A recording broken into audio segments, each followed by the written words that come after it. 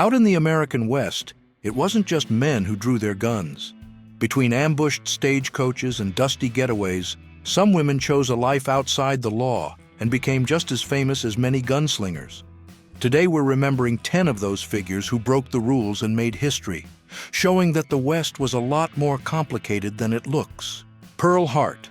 Born in Canada in 1871, Pearl Hart ended up in the Arizona Territory when the West was still changing, with mines closing and many people getting by on odd jobs. When the money ran out and she wanted to help the son she had left with relatives, she teamed up with her partner Joe Boot and picked what seemed like an easy target, the stagecoach running from Globe to Florence on May 30th, 1899. Dressed as a man to avoid attention, she ordered the driver to stop, took his gun, grabbed around $430, and even gave $1 back to each passenger so they could buy food in town, a detail that made newspapers talk about her as an outlaw who didn't fit the mold. The escape didn't last long. The sheriff caught up with them. Joe got 30 years.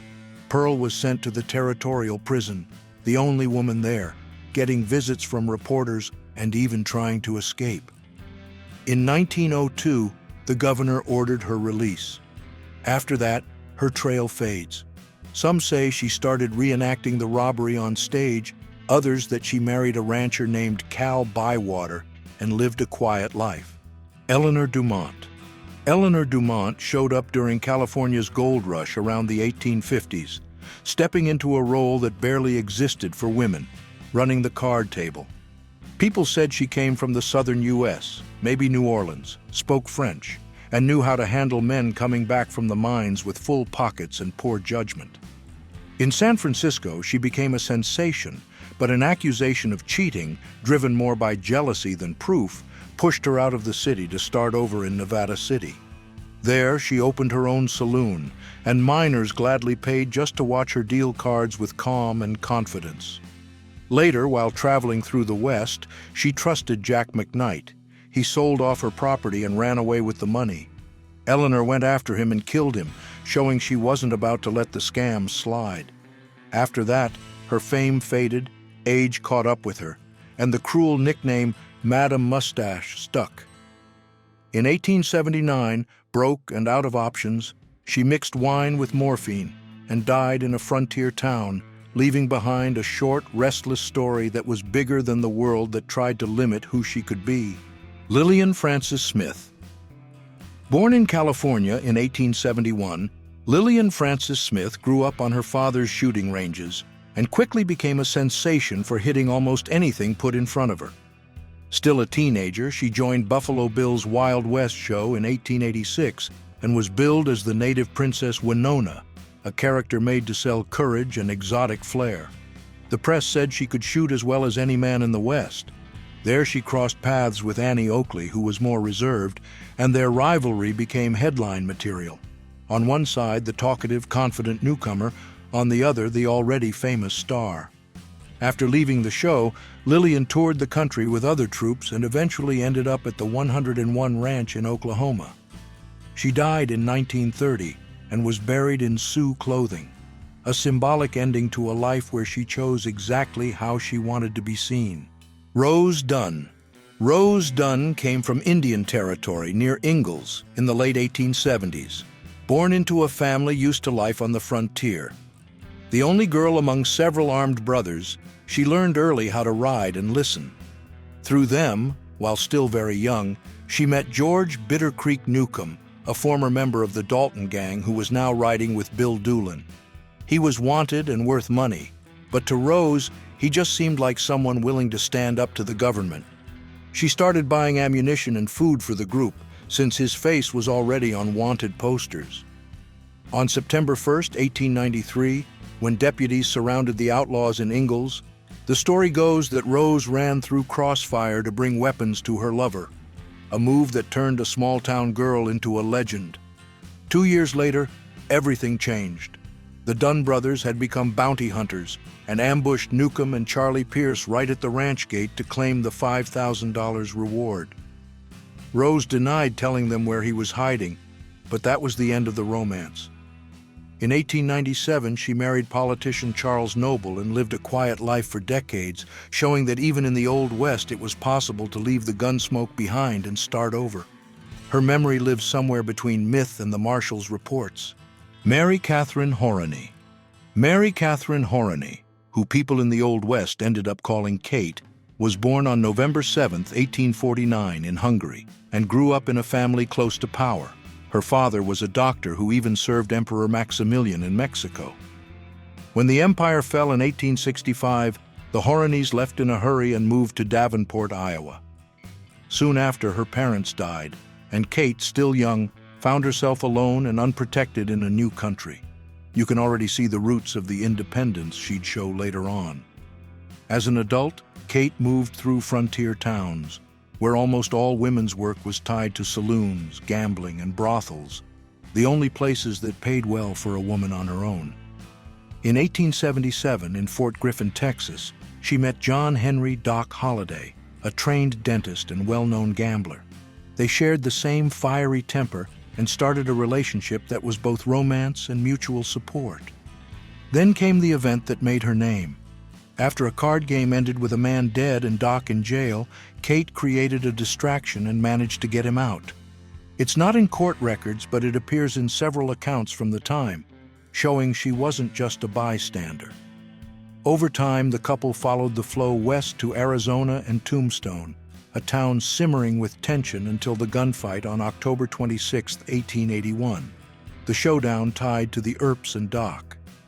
Kate wasn't in the line of fire, and that probably saved her life. In the following years, she turned up in Dodge City, Bisbee, and mining towns, always chasing work and familiar faces from the gambling tables. After Holliday's death in 1887, she kept working here and there, changed her name a few times, and grew old in the West itself. In her later years, she moved into the Arizona Pioneer home in Prescott, where she died on November 2, 1940, just shy of 91. A peaceful end for someone who'd lived through so many wild times. Her story is a reminder that behind the nickname and the famous gunslinger was an immigrant woman who learned early how to fend for herself. And that's why Kate's name still comes up when people talk about the West. She's proof that not every story was about sheriffs and outlaws. Some were about women choosing their own fate. Eda Place.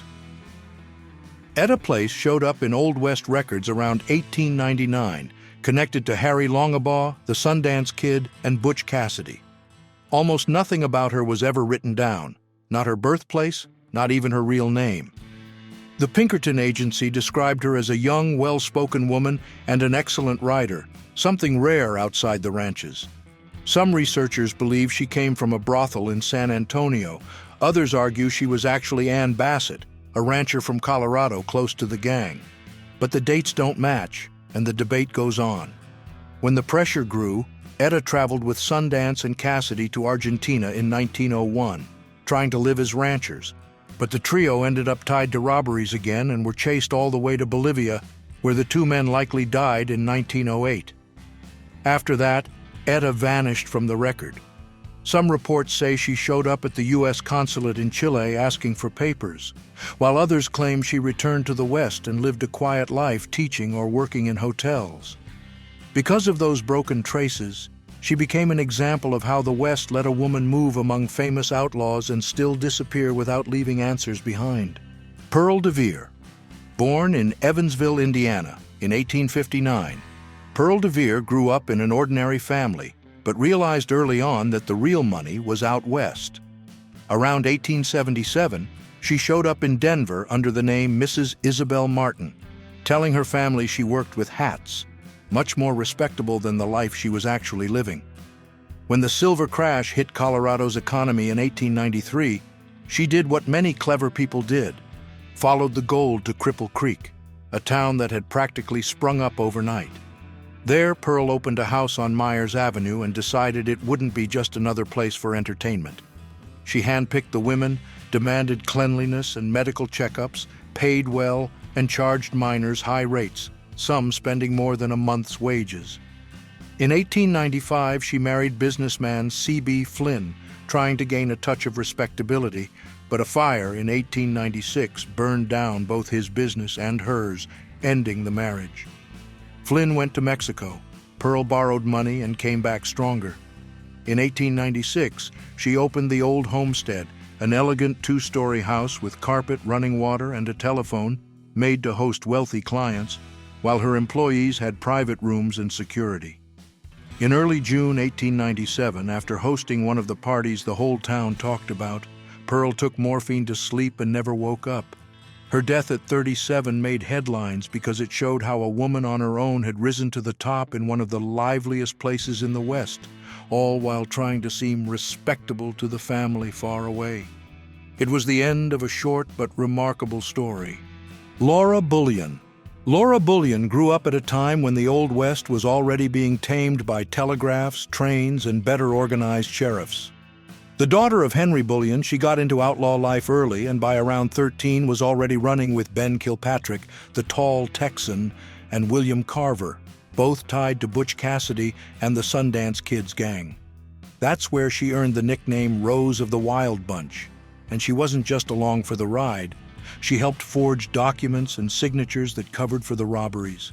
In July 1901, she took part in the Great Northern Train robbery, a hit that brought the gang about $60,000. After that, the law closed in, and she was arrested with counterfeit money.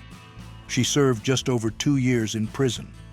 When she got out, she chose to disappear from the headlines and lived a quiet life in Memphis, Tennessee, until her death on December 2, 1961. Still, her name keeps coming up whenever people talk about the few women who actually took part in that world. Sally Skull. Sally Skull, registered as Sarah Jane Newman around 1818, appeared on the Texas frontier when the region was still changing flags and laws. Her family had moved from the northern United States and joined the Rabs, a group that helped settle the land opened by Stephen F. Austin's colonists. Growing up there meant learning early that protection wasn't guaranteed. There were raids from indigenous groups, burned crops, and feuds between neighbors, and kids were trained to react fast. That beginning explains why, as an adult, Sally almost always made her own choices. At 16, she married Jesse Robinson, a well-known fighter who defended the settlements. The marriage ended after a few years but gave Sally connections among soldiers and traders in South Texas. Instead of retreating, she followed their path, buying and selling horses, driving cotton wagons, and hauling goods to the Mexican border. She spoke Spanish and hired local workers. She rode on horseback and carried 2 revolvers, something rare for a woman and the source of much talk. More husbands came after that: the blacksmith George H. Skull, the Irishman John Doyle, the freighter Isaiah Watkins, and finally the German Christoph Horsdorf. Some died or vanished under unclear circumstances, and the pattern sparked gossip. Whoever married Sally didn't last long. There's no record proving any crime, but the mystery and her tough manner fueled her legend. Texas parents even used her name to scare misbehaving kids, as if she might show up at night. During the Civil War years, already known for leading cotton caravans to Matamoros and keeping her money hidden on her body, one final rumor spread. Her last husband had killed Sally to take her gold. Others said she simply left and never wrote again. For people in those scattered settlements, it was useful to believe a woman like her existed and might come back.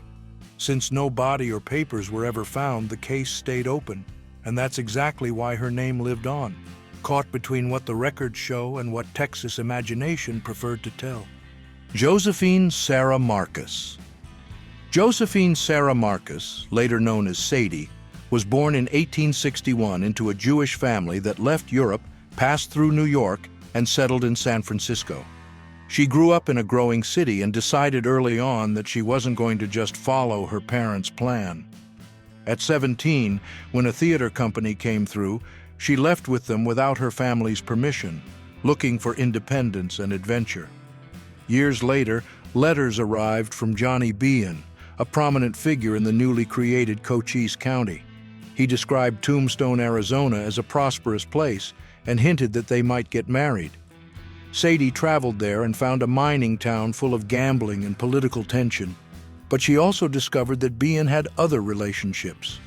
The breakup was public and talked about, which was tough for a young woman far from home. Around that time, and after the gunfight that put Tombstone on the map, she grew close to Wyatt Earp, known for facing off against gunmen and local authorities. The partnership worked because he lived a frontier life, always moving, chasing business and horse races, and she agreed to go along, bringing some order to their day-to-day. They stayed together until Wyatt's death on January 13, 1929. Later, Sadie made sure the couple's story was told the way she wanted, leaving out parts and highlighting others like many Old West veterans did. That's why she stands out not just as the partner of a famous man, but as someone who left home on her own terms and made sure her name stayed in a story dominated by men. That's what makes her life so fascinating even today.